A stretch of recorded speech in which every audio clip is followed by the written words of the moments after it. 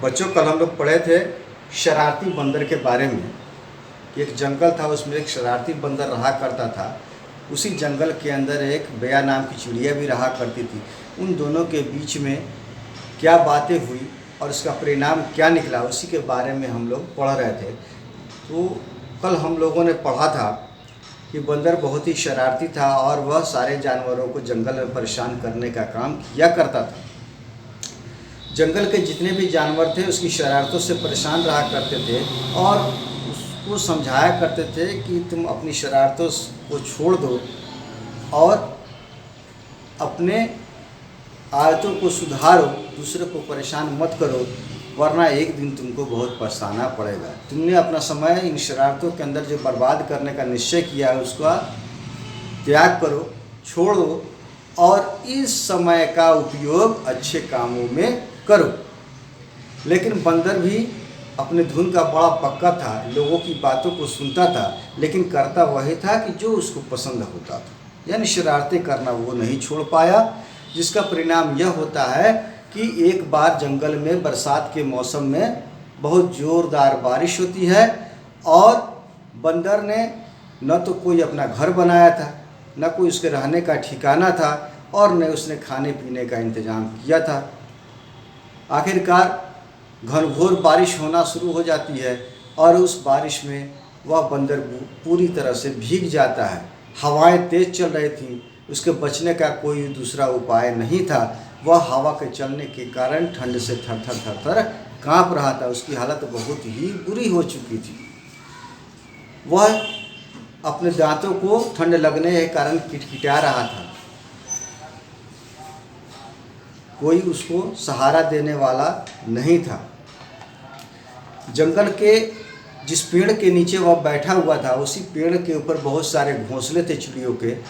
सारी चिड़ियाएँ अपने घोंसलों में बैठी हुई थीं और अपने बच्चों के साथ बड़े आराम से खाती पीती थीं और इस बरसात का आनंद ले रही थीं, सिवाय उस बंदर के। उसी पेड़ की एक डाली पर बया नाम की एक चिड़िया ने भी अपना घोंसला बनाया था। वह भी अपने बच्चों के साथ उसमें बैठी हुई आराम से खाने को खा रही थी और साथ ही साथ बरसात का आनंद ले रही थी। जब उसने बंदर को भीगते हुए देखा, ठंड से कांपते हुए देखा, तो उसे बड़ी दया आई और उसने सोचा कि इसका कुछ उपाय किया जाए। उसने बंदर को समझाया कि देखो बंदर भाई, मैंने तुमसे बहुत पहले भी कहा था कि अपने समय को व्यर्थ बर्बाद नहीं करो और अपने रहने का अच्छा सा इंतज़ाम कर लो, साथ ही साथ खाने पीने के सामान को भी इकट्ठा कर लो, नहीं तो आने वाले दिन में तुम्हें बहुत सारी परेशानी हो जाएगी। चिड़िया ने उसे समझाया, लेकिन बंदर तो अपनी धुन का बड़ा पक्का था, साथ ही साथ वह बड़ा ही शरारती था, बदमाश था। उसे अच्छी बातें भी बुरी लगती थीं। अब उसका नतीजा क्या निकलता है?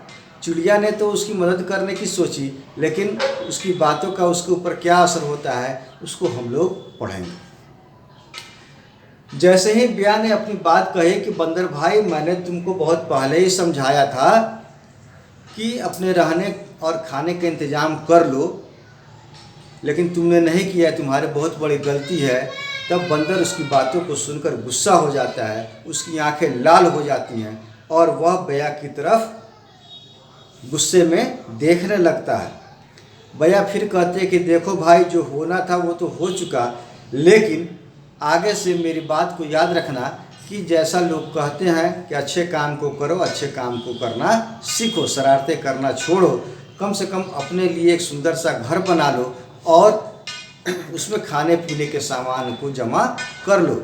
मेरे घर में भी थोड़ा सा सामान खाने पीने के लिए है, मैं वो तुमको देती हूँ, कम से कम उसको खाकर तुम अपने भूख की आग को बुझा लो।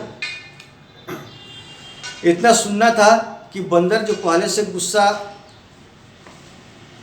आ गया था जिसे, उसका गुस्सा और ज़्यादा बढ़ जाता है और वह गुस्से में उठता है और एक छलांग लगाकर पेड़ के ऊपर चढ़ जाता है। फिर चढ़ता हुआ उस डाली के ऊपर चला जाता है जहाँ पे उस बया का घोंसला बना हुआ था।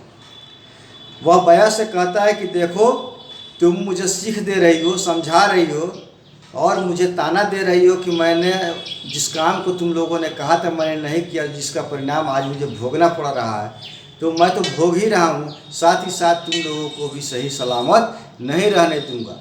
इतना कहने के बाद वह ज़ोर ज़ोर से उस डाली को हिलाना शुरू कर देता है और उस बया नाम की चिड़िया का घोंसला टूटकर उस ज़मीन के ऊपर बिखर जाता है।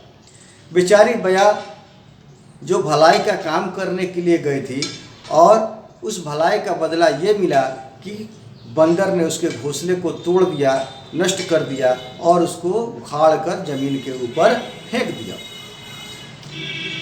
बेचारी बया रोती कलपती हुई अपने घोंसले को देखती रही और वहाँ ज़ोर ज़ोर से चिल्लाती रही। अब उसकी समझ में बात आ रही थी कि जो लोग शरारती होते हैं, जो लोग बदमाश होते हैं, उन लोगों के साथ कभी भी नरम दिल नहीं होना चाहिए। जो लोग एक बार, दो बार, चार बार समझाने से बात नहीं समझते हैं, वैसे लोगों से हमें हमेशा बचकर रहना चाहिए। जब सारी चिड़ियाओं को और जंगल में रहने वाले जानवरों को उसकी इस हरकत का पता चलता है, तब सारे जानवर और चिड़िया उसको बहुत भला बुरा कहती है और उसे उसके काम के लिए बहुत ही अपमानित करती हैं। लेकिन उस बंदर के ऊपर इन बातों का कोई प्रभाव नहीं पड़ता है।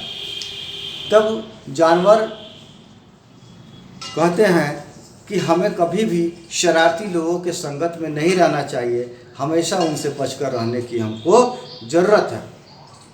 कभी भी हमें अपने शरारतों से किसी को परेशान नहीं करना चाहिए।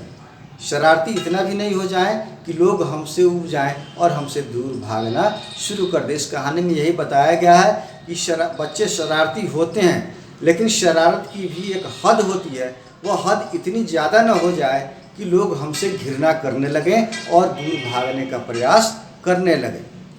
यही इस कहानी के अंदर बताया गया है कि शरारत नहीं करनी चाहिए, साथ ही साथ अपने समय को बर्बाद नहीं करना चाहिए और दुष्ट लोगों से, बदमाश लोगों से हमेशा सतर्क रहना चाहिए और उनसे बचकर रहने की कोशिश करनी चाहिए। यही इस कहानी का मुख्य उद्देश्य है, यही हमको सीख मिलती है और यही आप लोगों के सामने मैंने प्रस्तुत किया है। अब आपके बोर्ड पर मैं कुछ शब्दार्थ लिख रहा हूँ, शब्द लिखा हुआ है, उसके अर्थ को भी हम लिख दे रहे हैं। देखिए,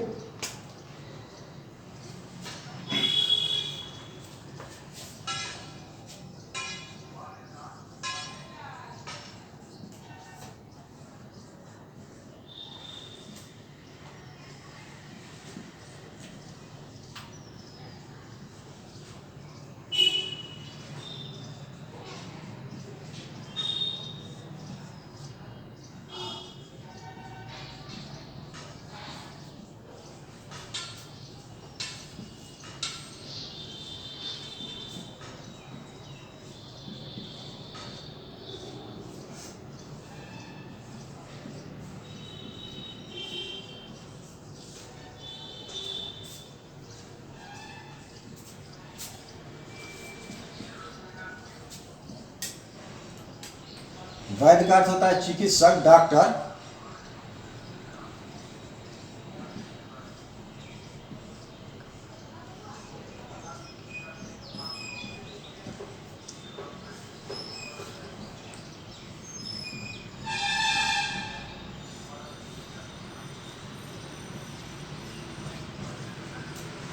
कोशिश का अर्थ होता है प्रयत्न, प्रयास।